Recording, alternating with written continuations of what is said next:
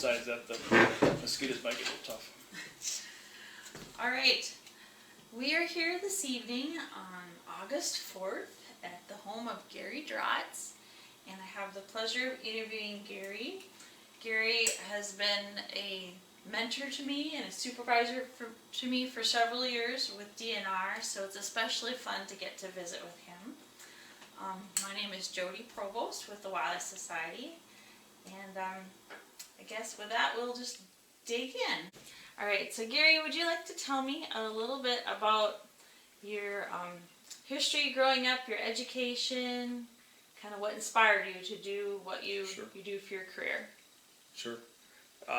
First off, thanks, Jody, and thanks to the Wildlife Society for doing this sort of thing. I hope I can add something to some historical perspective on, the past, because we typically don't know where we're going if we don't understand the past. So I appreciate it. You're welcome. I was born and raised in northern Minnesota, a small town called Deer River. It's just west of Grand Rapids. 1951, so that's a long time ago. It's an old, there's a small old Deer River hospital is hardly there no more, but my upbringing, my dad is Don Drotts. He was a carpenter in Deer River, built a lot of the houses and cabins around the neighborhood, and my mother was Clara Sally Drotts. She was a school teacher, and I've always said it was the perfect combination for what I did, because I also used the outdoors to basically, kind of frame my soul. Mother was, being a school teacher, always wanted, actually me to have a college education. Her degree was a 2-year one from Concordia over in Moorhead, and she supported it. They did not have a lot of money. You got to realize what school teachers had for money in those days, back in the 50s and 60s. I graduated in 1969. Dad was an interesting character. He was my hero, like a lot of dads. Carpenter. I worked on his crew from the age of 16 up until 22 when I got out of college. He had a business with his uncle. They built houses, as I said. Had 3 different crews in the summer, and I started out as $1 a day sweeping floors at 16 years of age, and then worked up. I actually supervised one of his crews towards the end. I learned a lot from Dad's side of that stuff, and basically at a very young age how to work with a crew. I always had the dirtiest hole and the highest peak to do because I was the boss's son. I got no favors, but it was what he had for crew was a lot of the old farmers around the area for the summertime and whatever. I got to learn a lot about how to deal with people and work with. So that was a lot. Probably what helped me a lot too, Dad taught me how to read blueprints and how to understand how to build a plan. So you had to get into in those days, he drew a lot of the plans right for the customer. There wasn't really that many architects. And then you built it. And so, I got into his head about how you had to figure out what your client wanted, how you were going to build it, how plumbing and electrical fit together. And that helped a lot in my career. I think I'm trying to figure out what we need to do for planning for wildlife and how the pieces fit together. Mm-hmm. High school, was in Deer River. I was not an A student, but I was a strong B student, so I took all my science classes. My college education started in Grand Rapids. At that time, it was what's called an Itasca Junior College, which is a 2-year program. It was perfect for me. I would have probably not been mature enough to go down to the cities like I did in 2 years. Also, I could live at home, so the cost was cheaper for my parents, and tuition. It worked well. I kid people a lot of times. I was 3rd in my chemistry class in college, but there was only 3 kids in that class. It was just, so it was a good. So then I transferred to the University of Minnesota, St. Paul campus, and actually pursued an actual wildlife career. I should back up a little bit on some of my experience of why I took wildlife as a profession. I remember going to my high school counselor. They were just starting to get into the vogue in about 11th, 12th grade, and I had 2 first cousins, 2 Drotts cousins, actually older than me by about 6 years, kind of like brothers. Both went into forestry. And actually one ended up being a forester in a Chippewa National Forest, and the other one ended up being a forester for Blandner Paper Company. I almost became a forester, but I really had my heart set on working more on the actual wildlife side of things, managing habitats and whatever. So, as I said, I was fortunate to be raised when I can remember we first got our first black TV, and I hate to say I'm that old. And you know, you had to entertain yourself by the outdoors. We lived 6 miles out of town on an actual 40-acre parcel out an old homestead belonged to my granduncle. And I had to learn to entertain myself, and I had a good friend across the 40 that we did stuff with and hunted and fished and trapped and got in more trouble probably on some things, but that basically framed my love for the outdoors. So, back to education. Transferred down to the University of Minnesota. Due to the hassles always when students transfer from one college to another, courses don't always match up, curriculums or whatever, so I ended up going 3 years there. So During that time period, were there any mentors that really stood out as influencing you? you know, I talked about Dad. It's interesting, my two grandfathers I knew some as a kid. You know, one was came from Norway in 1910 and homesteaded over in Mott, North Dakota, and was a fisherman. He actually sailed on tall sailing ships. But Dad, to a certain degree, a lot of his friends, most of them were, you know, all we did was basically hunt and fish on the weekends, outdoors, camping, stuff like that. Mm-hmm. So as far as mentors up to that, I think when we get into the more with mentors I had with work, we'll talk about that a little bit more. Okay. Okay. All right. How about military service? Did you serve? Yeah, military service. It's interesting. When I told Jody I wanted to make sure to ask that question because no, I do not have any military service, but I would like to frame what that was. This was the late '60s when there was an awful lot of college unrest and what's ever going on. My one cousin had just gone through the war when I got to be a senior. Had come back from Vietnam, and basically it was a meat grinder. In those days, you had the draft that you had to, and they were getting people. I had no qualms about serving, but I wasn't going to volunteer. And my draft number, when you turned 18, then they had a lottery every year, and the actual lottery determined where you were going to go on the draft. And if you had any lottery number less than like 150, you typically got drafted. I went to college that day. My mother actually stayed home and watched TV because it was on TV. And I got home and she said, "You have draft number 312." Mm-hmm. So Mom was happy, and that was that part of it. But okay. I would, there's an awful good series this past year on PBS TV on the Vietnam War, and anybody that wants to take a look at what that was and the actual follies there was in that war especially, that's an awful good series to look at. Okay. All right, so then when you were done with college, what was your first job? Okay, so college I finished up. I want to get a little bit what happened down in St. Paul. Okay. So when I went down there, my advisor was a Dr. Frenzel, and Dr. Frenzel has passed away, I do believe now. And I had a Dr. Marshall and a Peak and a couple, three others. But it was interesting. I honestly think he tried to drown me the first quarter. I had 23 credits. And I think what they do as a transfer student, they basically throw you into the deep side of the pool and see if you swim or not. But and I always told Dr. Frenzel my goal was always to be in management. As you know, in wildlife, probably 3 different avenues you can go. You can get into field management, you can get into basic research, or basically academia and teach. And the actual goals of an awful lot of college professors, especially at some of your better universities, want you to go into research or academia. You know, so I was not always one of Dr. Frenzel's favorite, because I said, just give me a BS degree and I want to get out and go to work.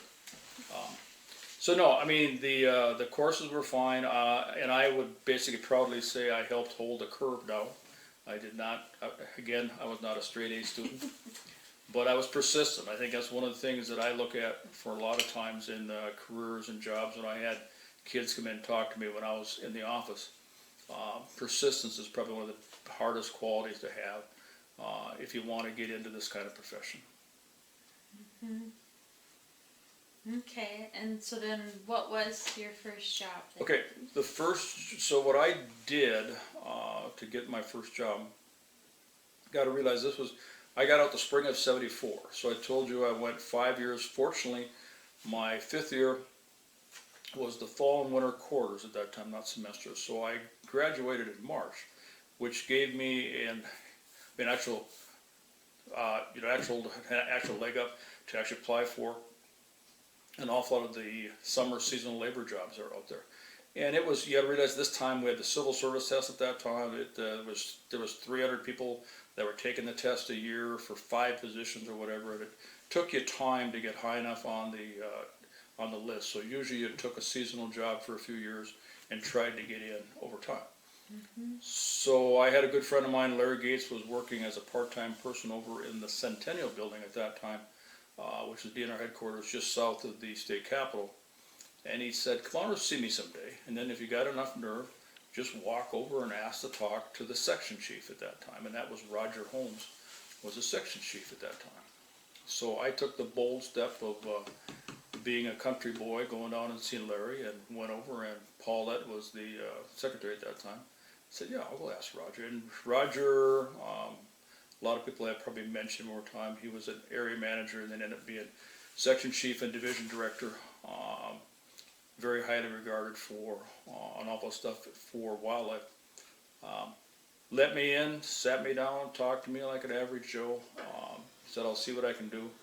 In those days, things were a little bit more loose. So a couple weeks later, I started getting an awful lot of calls for seasonal positions, and I found out that Roger sent a letter out. In those days, it was not email.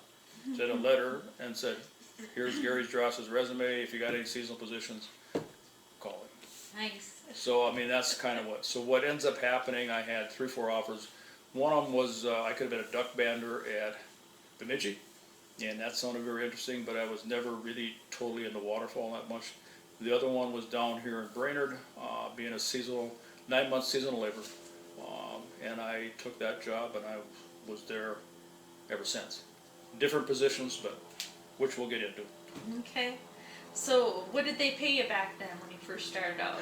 Oh, I think the first pay I had there, I think was $3.15 an hour. Okay. Yep, Wow. I think that's what it was. Yeah, well, you got to realize what it was. Yep. Yeah. Yeah. You know, I'd also like to reference that at this point, tying into, that you don't go to wildlife to get rich. I can remember I had a lot of high school friends that thought I was a fool to go to college and start for a government job with those kind of wages. When they were, the actual mines over on the Iron Range was just starting to boom. They were getting union jobs doing sheet metals and whatever and getting $10 an hour. And when I moved down here, and we had a union plant here for potlatch, big money. And at times you get tempted to take that. But they also went basically through, 2-3 boom and bust cycles on working. And I spent a 39-year career and got to retire with a pension. Yeah. So, there are some things you have to look at the long haul. Yep. So. And over those 39 years, you held several different positions and got Right. a lot of experience. Do you want to share about some of those? I was fortunate, so when I took the job in Brainerd, I didn't realize it at the time, but that was a regional office. At that time we had 6 regions, so you have a little bit more exposure. I was hired for the area office, but I just say it worked out very well. Also, I was active center of the state, basically. When you talk about Brainerd, if you know Minnesota well enough. So I'm only 2 hours from the cities, 2 hours from the north, 2 hours from the west, whatever. So you get a chance when they ask for different committees and committees assignments and meetings and whatever. It isn't like they're pulling somebody all the way from Baudette to go to St. Paul and work. So that was one thing that really helped me a lot. And then also work hard. So the '74 I started. The first couple of years were as a classic labor. And I think this is a good place to start for a lot of individuals, because if you're going to be in management, you get into habitat management, dealing with the public, projects, infrastructure needs for WMAs. You have to understand how all this stuff's put together. So My time, the first couple, 3 years, was driving a dump truck, backhoe, bulldozer, and then an awful lot of the wildlife sense and survey work. But you were basically a grunt, actually doing the actual field work, for an area wildlife office is what it was. Then in, I believe around 78, 4 or 5 years later, we had a couple of bad winters in the late 60s and early 70s, and our actual deer population was down. So at about 75, 76, they passed a deer habitat improvement program where they tacked $1 onto the deer license, and it went only over to deer habitat work. And they hired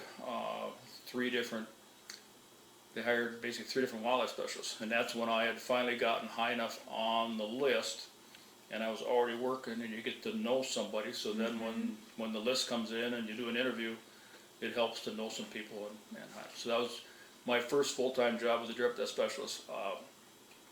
Excellent job for a young kid in northern Minnesota. They bought me a brand new Dodge 4-wheel drive pickup and an actual Honda 3-wheeler, and turned me loose and said, go spend money. And my job literally was to cover 13 counties. I worked for the region at that time, so everything from Brainerd to Pine County and back up through around, all that stuff, and just go work with the state foresters, work with the county foresters. At that time, we did not have a lot of timber markets, so hard to believe for some younger people that we actually hired big bulldozers to actually go out and knock down aspen just so we could get H-class diversity. And then we started doing an awful lot of what I call timber access road, hunter walking trails, then, so that we could actually have timber sales dispersed, get the cost down for them.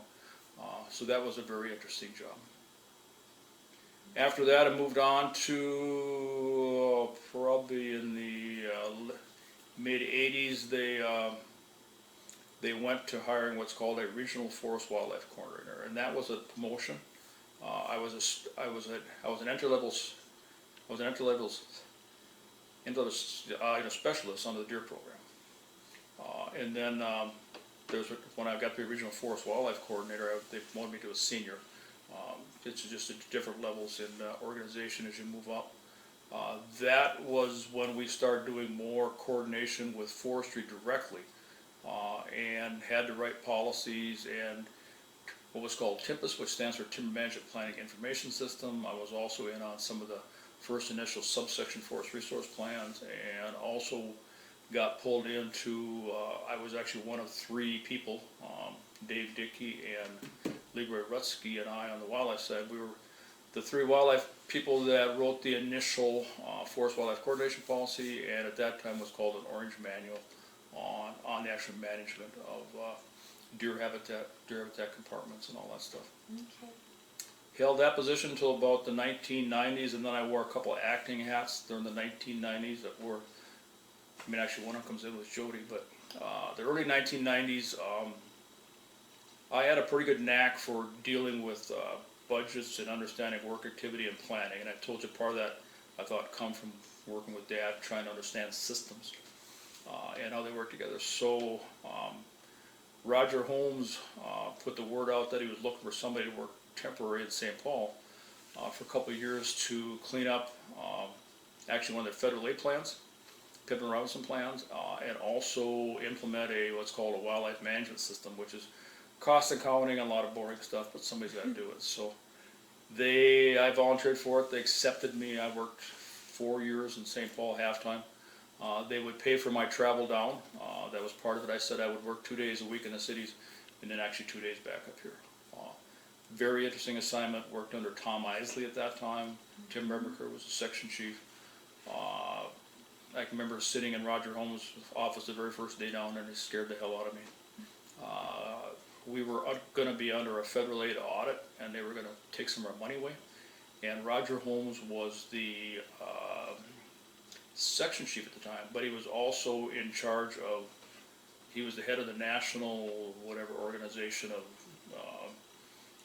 Fish and Wildlife Agency? Whatever. AFWA? And he didn't want to be embarrassed, so he pulled me in the office with the existing guy that had screwed up all the plans, and pointed to us too and said, "You're going to fix this. If you don't, you're fired." So we fixed it. We got it done. Good. So that work was interesting. It was so it's one of the things that framed that I thought was, they talk about events that do it. When I did that, there was a person there by the name of Brian Stenquist. Brian is a planner as such, was for wildlife at that time. Been over to Eco and whatever, but he encouraged me to take a 3-day course from what's called the Organization of Wildlife Planners at that time. And there are a couple of people, I can't remember who that wrote books on that stuff at that time, but they took what's basically a business plan management system approach of basically saying 4 questions about basically where are you, where do you want to go, how are you going to get there, and did you make it? And it's that whole planning process then that I tried. I took a 3-day course in that. It stuck with me. And that's what went into the wildlife management system that we have. We have a white manual about that thick now. I had to write cost codes and activity codes that goes with that, because then the actual bean counters, you get into all that. And then you got into what's called basic program and services budget side of it versus the enhancement side of when you got extra money, all that planning process. I was on the ground floor of that. That was fun. Tom Isley was very good to me, and he was at that time what I would consider a mentor down there for that. Tom wanted me to stay down there, and I could have probably worked in the St. Paul staff, but as Jody can see when she comes out here where I'm at here, where I live on a 40 acres with a nice 12-acre big pond on a small lake in a forest. My heart and soul was always in, let's put it this way, my heart and soul needs to every day almost be somewhat nourished by this kind of a setting. And I decided that I would go back to Brainerd and be basically a small fish a big fish in a small pond versus stay down there and try to work up. And at that same time, I sat with Tom Landwehr, Dave Shad, and all those guys with coffee, because we were all about that same level. Mm-hmm. And I could just see those guys were basically jockeying for who's going to be commissioner and section chief and whatever. And actually, God bless their heart. There has to be people that actually want to do that. Mm-hmm. I'll tell you, there was a guy in fisheries, if I can think of his name right now. There was a guy in fisheries. So what I would do when I worked those 2 days, I typically worked 12-hour days. So I would work till basically 7, 8 o'clock tonight in what's called the Crystal Palace down there, and then just go to the motel and come back in the morning and go home. Mm-hmm. Dirks, Brian? No, it's not Brian Dirk, but there's another Dirks down there. He was in fisheries. And he was basically a southern boy and a good old boy, and we'd talk once in a while, and I kind of asked him, how come you're in St. Paul? And his comment was, I basically stumbled over my ego and I ended up in St. Paul. And that is a very good explanation what happens sometimes with some of the people, but he was actually smart enough to realize it. Mm-hmm. Honest. So I came back to Brainerd, was hoping there was going to be an opening in a couple of years for the area wildlife manager. Was a person by the name of Dennis Hansen. I worked for a while with Dennis. I went back to my duties as an actual regional forest wildlife coordinator, and then they collapsed the region down. I was assistant regional manager for a whole year under Roger Johnson, and then the actual area came open in 1996. And I was area manager from 96 to 2013. So I said in 96 came back to be the area wildlife manager, which is a very, you have to have a mindset. I would caution anybody to be to work in field management. It is what I would say at all times, just like making sausage. If you actually go into research, you can do a project and get very detailed into something. If you're in academia, you're teaching students. Management, they throw everything at you every day. You could have a nuisance bear call one time. You could have been at St. Paul on a budget meeting. You could have somebody call and complain that they got a fence issue in one of your state wildlife areas. You could have a politician call, complain about a season. So you always had things set for certain times of the year, but you had to be very flexible. And if you're a detailed person, don't go into field management because you've got to learn to bulk things out. You need to have a little thicker skin at time. You need people skills. So it was a very interesting job. I liked it. There's an awful lot of good things we did over that time. There's what we do for acquisition. I still spent a lot of time on basically forest wildlife management. I spent a lot of time helping the system, and I also continued some of my acting duties during that time. Basically, one of them, two of them involved Jody.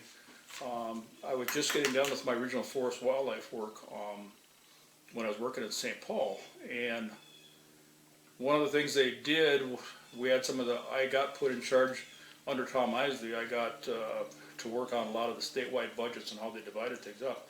And there was a discussion to put $300,000 into sharp-tailed grouse habitat work, brushland work.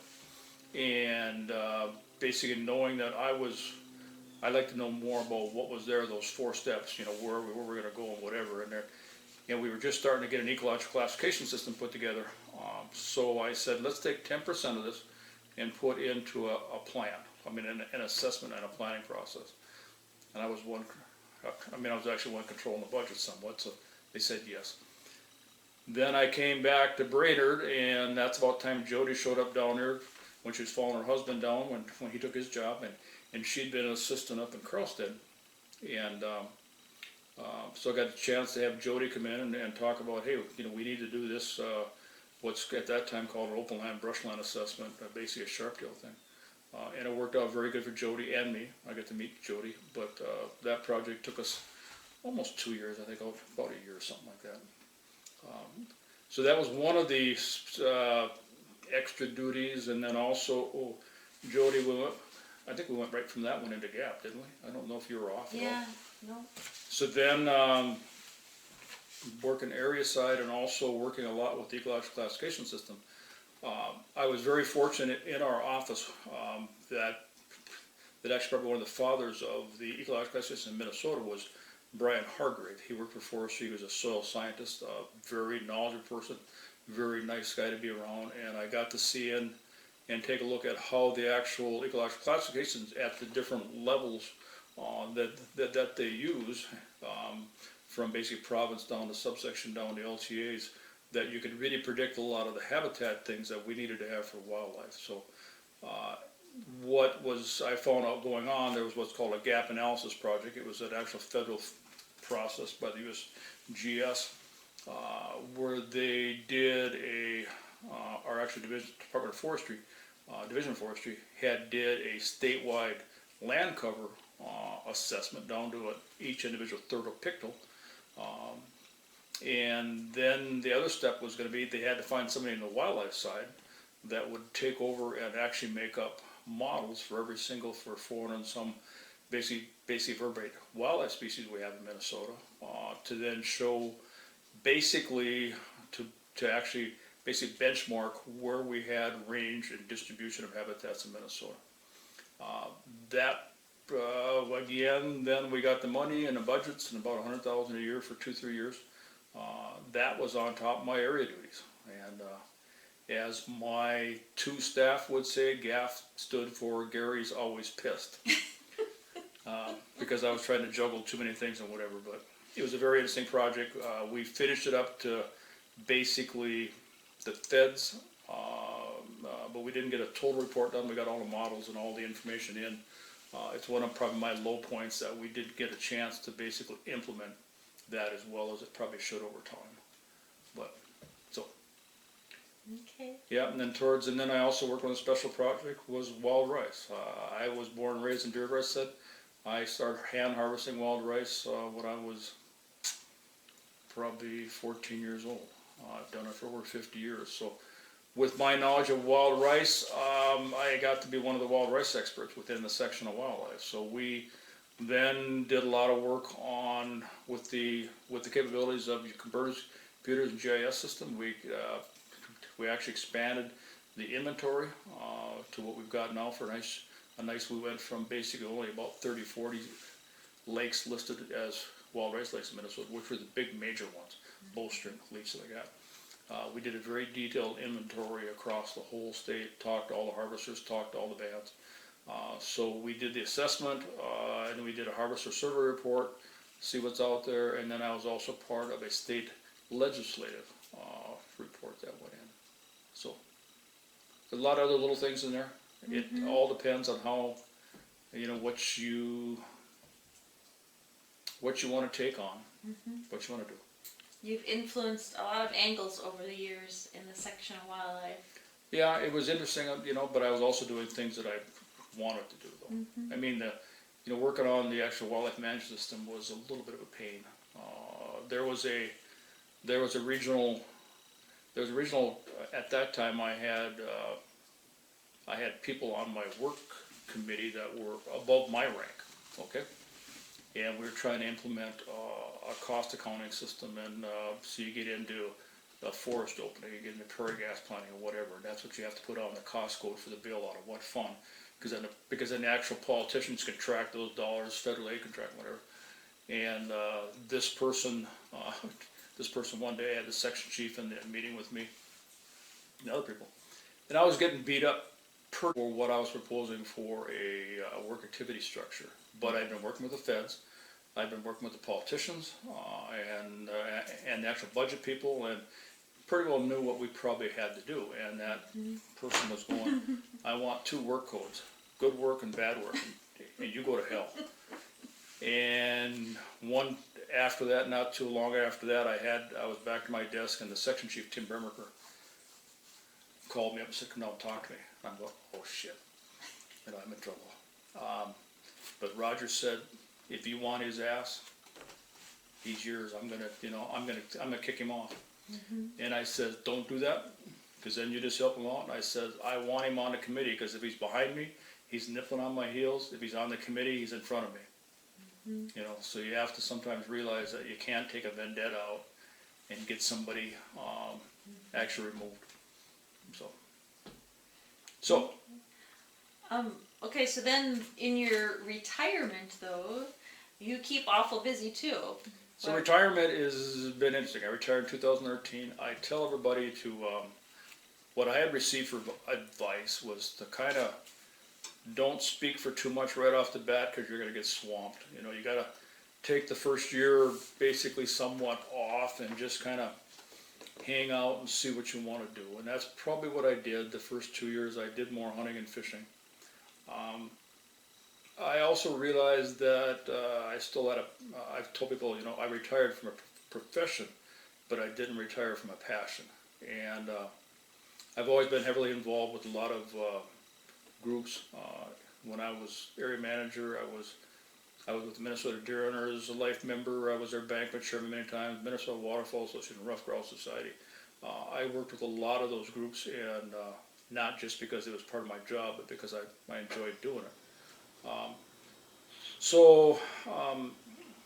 couple, 3 years ago, I decided to get back into it some, and decided that part of it would be, where I could do the best was on forest wildlife, is where I've been trying to do some of my work. That's where my expertise was. And some policy issues, and some timber management issues, and basically through connections, I started doing grant consultant work. People who are going to see this, they'll take and realize in Minnesota we have a lot of grant money in Minnesota through the Lessard Sam Council, which is out there, Heritage Fund, and through LCCMR, which is Environmental Trust Fund, and we're very fortunate. We probably have more money in this state than most anybody. It's just how does it get proposed and how do you get it? So I've gotten into grant writing. At that time, I knew a person by the name of Rick Horton. He used to work for the DNR, and he took a job with the National Wild Turkey Federation. And so I wrote grants, which basically for 3-4 years, an awful lot was basically buckthorn and oak savanna work down around Little Falls, which was fun. I work on a consultant grant with them, and I would just get an hourly wage type thing. So, and that is usually paid for by the grant itself. I'm like going back to my dad's day. I am a general contractor. I'm in between the actual land manager that's got a vision for the, so you ask them, what was your vision? And here's your grant. And then basically I'm in charge of hiring the bulldozers, the contractors and everything else, and actually certifying what's there, and then asking the actual landowner at that time, are you happy with the project? And then just taking care of the budget. So that's going full circle from what I learned from Dad, going up to what I do now. And quite honestly, a lot of our wildlife side of work, because of budget changes in society and wherever, I was asked toward the end of my career by Jeff Lightfoot, my regional manager, one time to give that talk to actually all of our staff. Because in the old days, we used to have crews and budgets, but a lot of that is disappearing.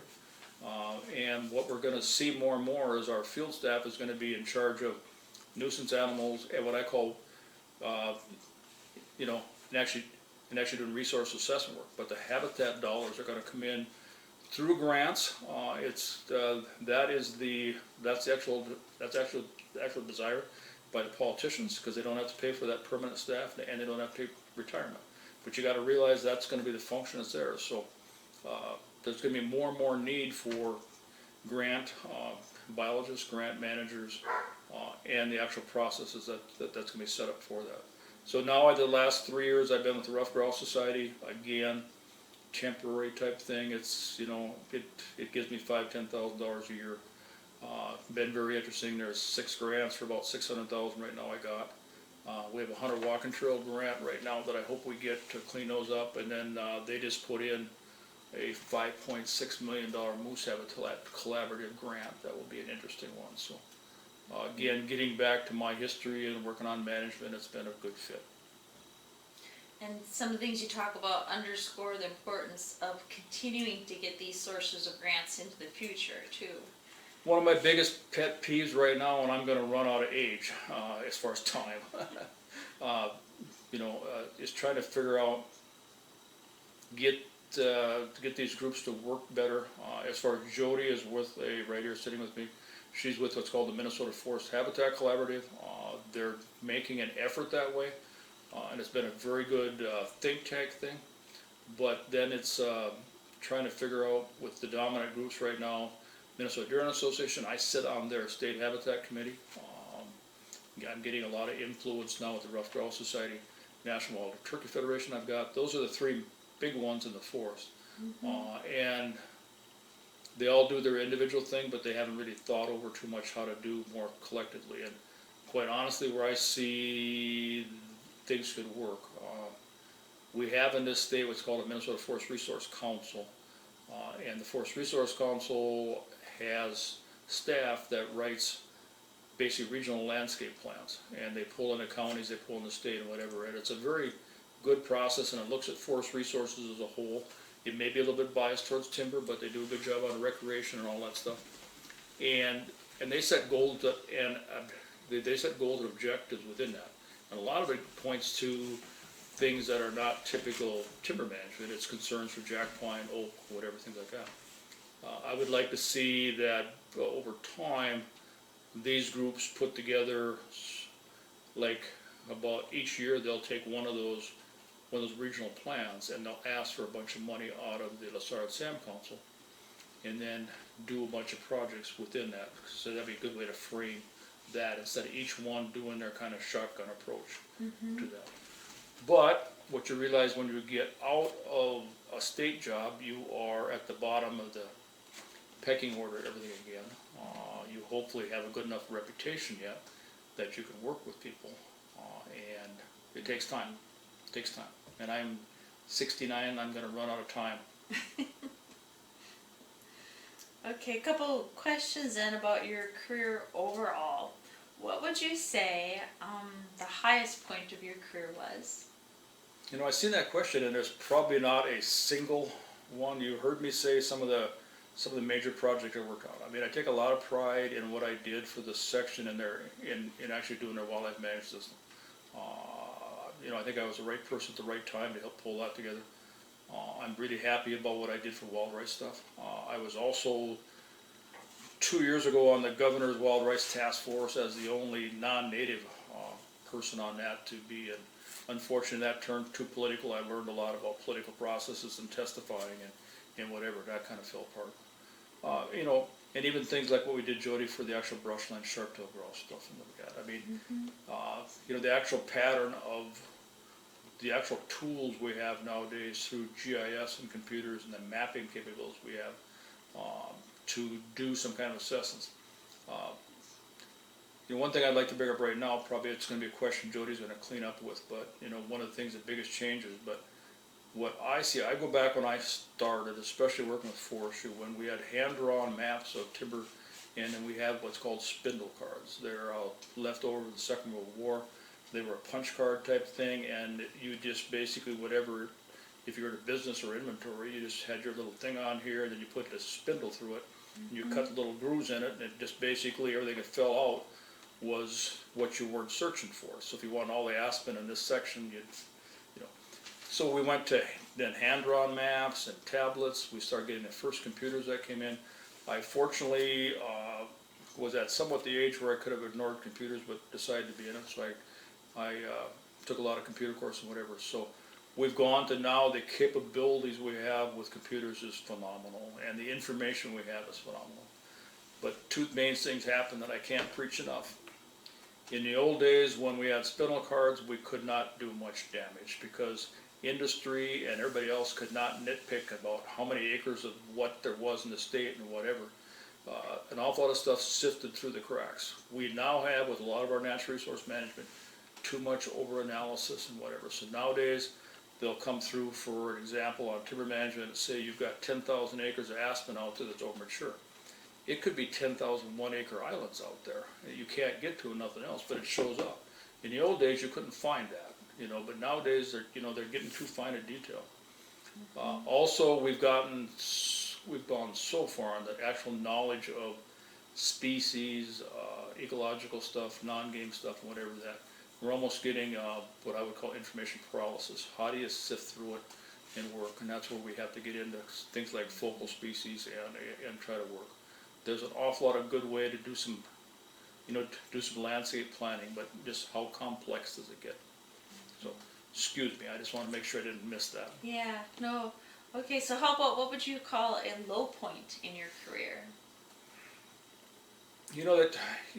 Probably, I tell everybody, I think I told Joe this one time, by the time you're about 40, you better be comfortable where you're at in your career because chances for advancement start to slow down, whatever. So, that's about the time I was coming back out of St. Paul. And that was not a low point, but you start to realize that you're not going to climb the ladder no more, and you're maybe not going to be commissioner or whatever. And that was not a low point. That was just one what I call a reality. Yeah. I'll tell you one low point, and this is what you got to watch out for, is retired in 2010, I got a letter from the state auditor or whatever, that I was going to be fired. And what ends up happening, we have a process in the state. We have an ethics clause in all of our employment. We have stuff that we have training for. And try to make a long story short, so we did a lot of work on shallow lakes and wild rice lake, and there was a lake in northwest Crow Wing County that had a fixed crest dam on it. And that was the agreed to Department of Natural Resource level for fish. And it was what we call a tweener lake. As far as back in the 1930s, there was a dam put on there to raise the water level like a lot of them, and it actually took a good wild rice lake and made it into an actual marginal fish lake with some wild rice.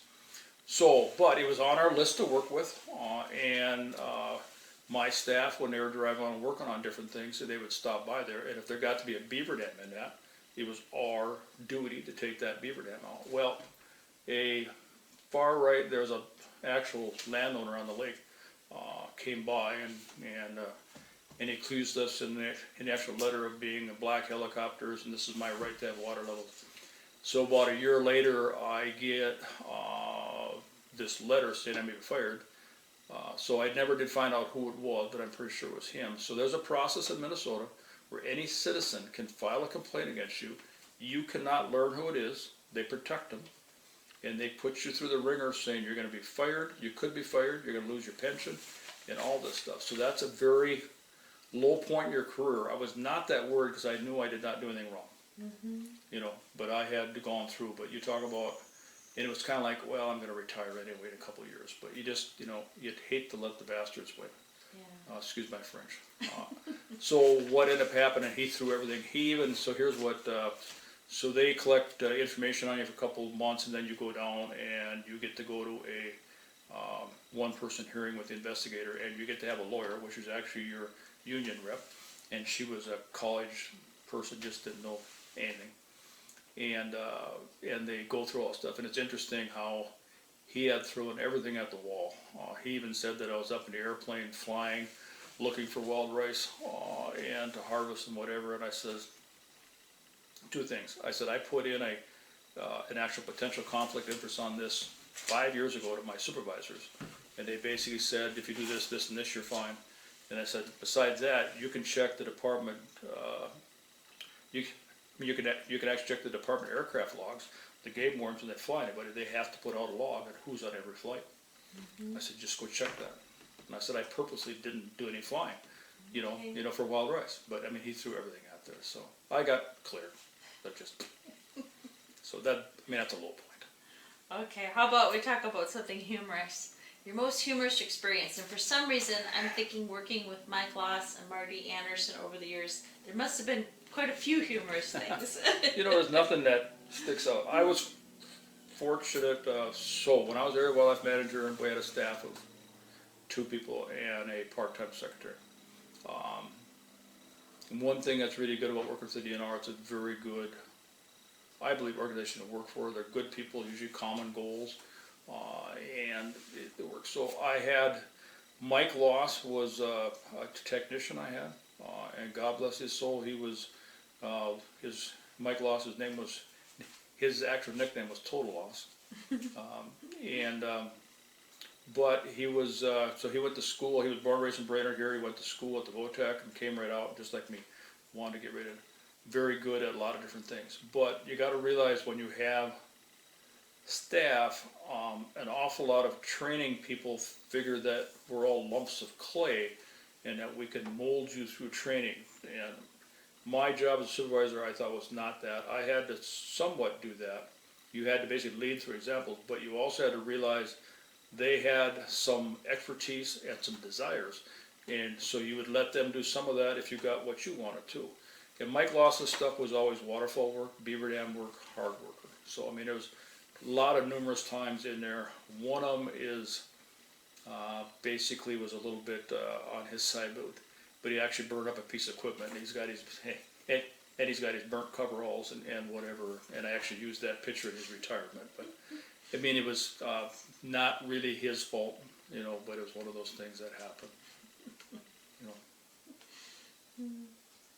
All right, what would be your best professional advice for a young person today, based on your broad perspectives? There's a lot of stuff that I've probably said in there. Yeah.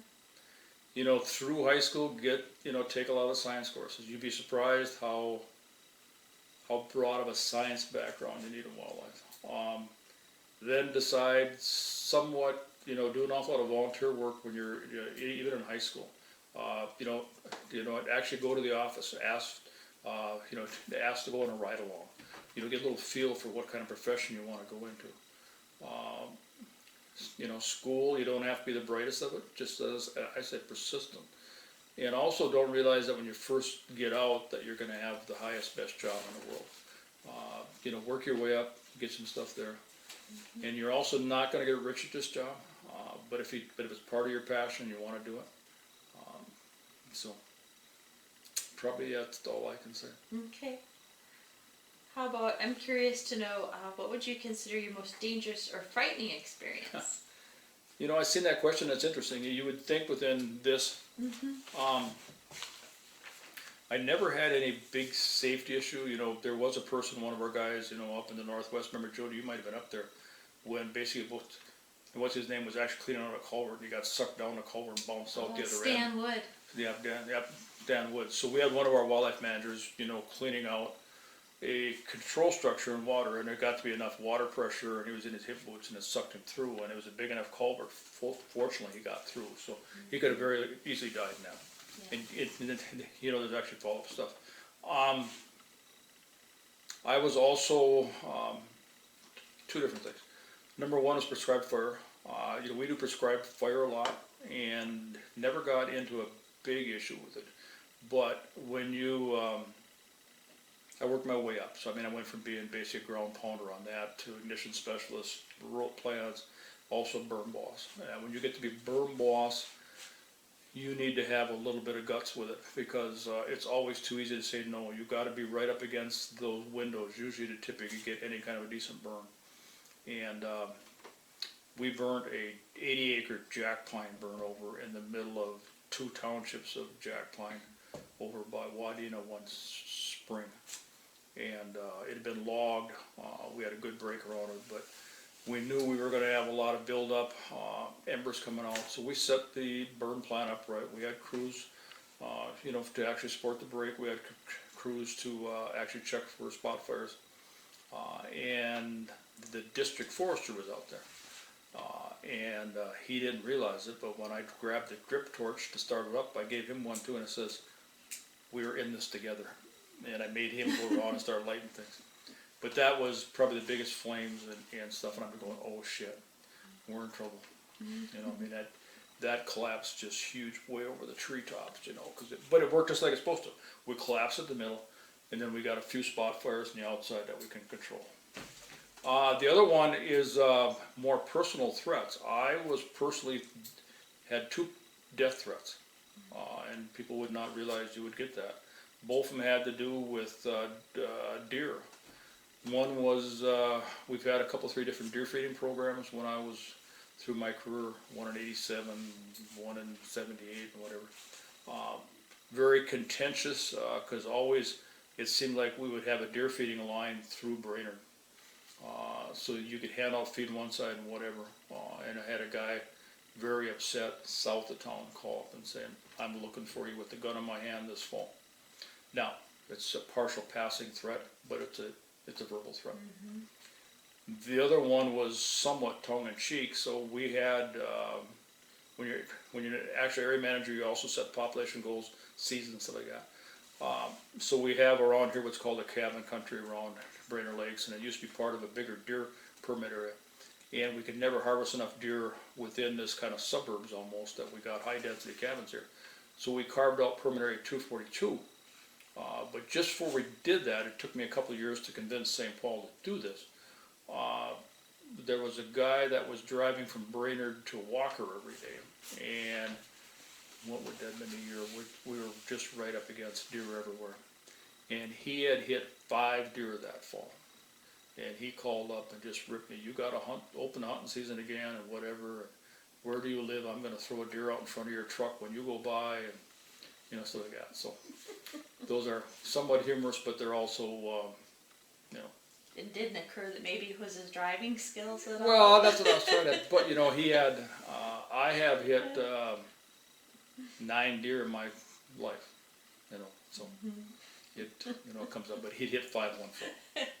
That's a bad fall, yes. Yeah, that was a bad fall. Yeah. Okay, how about name 3 people you believe are most influential in developing the field of wildlife management and why?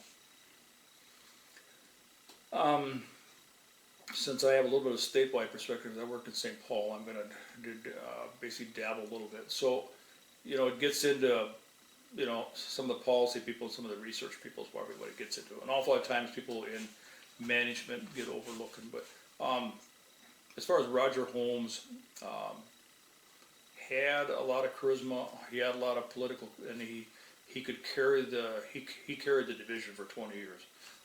And could do that. We haven't seemed like we've had that kind of leadership since then. Unfortunately, you didn't get to know Roger at all. So there was a combination that he had. Other people, go to the research side. Bill Berger, good friend of yours. Bill has a good personality about him when he speaks and what he does. He's been able to basically articulate the passion for brushlands, sharptails, and whatever. Forest wildlife side, unfortunately, nobody really sticks out. I have to thank, the person who hired me was basically Henry Wolf, and without that initial hire. And when I was hired for labor, I should have brought this up. So the questions back then were pretty minimal. So I went into Henry's office that day, and it was just basically ask a few questions. And there was a couple, 3 of the questions that you typically couldn't get away with now. Do you drink? Do you hang out in pool halls? And whatever. And it was kind of like, yes, yes, yes. And you got to realize, Jody knows Henry, remembers Henry. He is a very strict German Baptist. So it's probably, but I was honest, and whatever. So So, Okay. And we touched on it a little bit about the future of the profession, but is there anything else you'd like to say about the profession? well, the profession is very, Yeah. yeah, I wish probably over time I would have been more involved with the Wildlife Society, but quite honestly, when you get into management, you get stuck in that side of it. A lot of the Wildlife Society is more the research and academia side, but an awful lot of management side should be there. Um, I'm a little concerned that, and I don't want to sound like an old gentleman here that just gets into that everything's messed up, but I do believe there was a golden age of a lot of natural resource stuff after the Second World War, and it came in the 50s with the education, with the economy building up, and with everything from basically, who's the author wrote Silent Spring, Rachel Carlson. That whole environmental movement. And we built up wildlife staff and programs, whatever. We've been going backwards now. And I've always said when we get into that third, fourth, fifth generation of urban person that has no connections anymore. Two things I'd like to bring up there is that if Jody would have looked back in what I call my heritage case over there, which is my sister's old, over in the wall over there. I've got all my grandmother's stuff, whatever. But on the bottom is my stuff, and there's my old San Calme almanac from college, all the Leopold's thing, and there's an awful lot of truism there. So I'm just a little worried that, and then the complexity of it, and then also with what's going on right now with stuff at the federal level and budgets. I'm also very concerned about,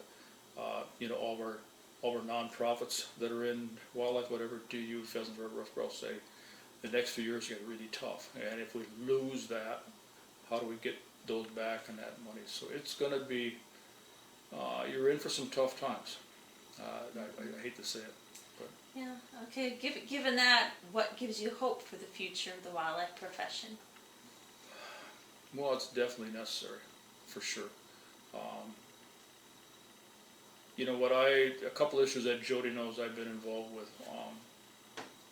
At the state level right here, we're dealing with some issues on WMAs and basically some things getting a little too commercialized. And that is timber management and possibly conservation grazing being dictated. So I see us getting more being pushed around by the political side of it, and for our acquired wildlife lands or whatever, there's an awful nice position paper out there, Jody, that was done by the national group one, on the actual public trust doctrine, which is the cornerstone of the actual North American model of wildlife management. And then also basically our chapter of the Wildlife Society, Jody and I had a chance to make comments on it, did a very excellent job of putting together a forest ecosystem paper. And the problem is in the forest always that I've said is that, for thousands of years our species of wildlife evolved with the natural events of wind, fire, and water and all those kind of stuff. Nowadays those are all taken away and we're trying to basically get, they're trying to do it with the timber management. So our side in wildlife is always to raise our hand and say, okay, are you doing this and are we protecting these species and whatever? And we're getting more and more, quiet. Sorry about that. So it's our job to basically be sometimes we end up being the conscience, and I hate to use that, but a lot of times with foresters, I would say, sometimes I'm when it comes to the forest side, I'm your conscience. Because we can grow a lot more timber. We can turn our forest into short rotation and whatever, but with it, we will lose a lot of our wildlife species, we'll lose a lot of habitat quality, we'll lose a lot of recreational use quality for non-motorized hunters, and all this stuff. And we're getting more and more pressure from the commercial side because we're starting to get maxed out. Because what I told you about the issue with, in the old days, we couldn't do any harm because we were using spindle cards. Now with the fine tuning of data and everybody wanting to squeeze whatever out of it, it's going to get tougher and tougher. Okay, so we're kind of winding up here. Is there anything that we've missed or that you'd like to add on or share more about? Oh, I'm sure there's probably something, Jody, but it went through all the major, all the major points. Okay. All right. I mean, I was fortunate to have a very long and somewhat diverse, for being a field person, I had a very diverse career and stayed in one spot. It's not that often that, but I was close enough to the cities, and I was there to raise my hand now and then. Yep. That's another thing, that I was an introvert out of college and high school, and you slowly learn to get over that. If you don't, you're not gonna like it. Because you end up having to realize, especially in management, that you got to be able to talk to people and deal with people. Yep. So. All right. Well, Gary, I want to thank you for your time. No, thank you. And I want to thank you especially for all your years of what you've done for the resources for us, and you're still doing. Thank you. It's it's in my blood. So it's in your. Yep. I've always said that's my soul right out this window. Okay. And I don't mind some of the COVID stuff and being home that much, but I'm gonna have to watch it. I just don't want to be an actually grumpy old man too. You have to stay civil. Yes. But I truly think that people need, some of the better wildlife people have to have that strong connection. And a lot of times you've got to be out of the cities to do that. You live out in the country. Yep. And you were actually born and raised on a farm. Yep. I'm not trying to knock some of the urban kids that want to come in, but you have to understand what's there. All right. Thank you. Thank you.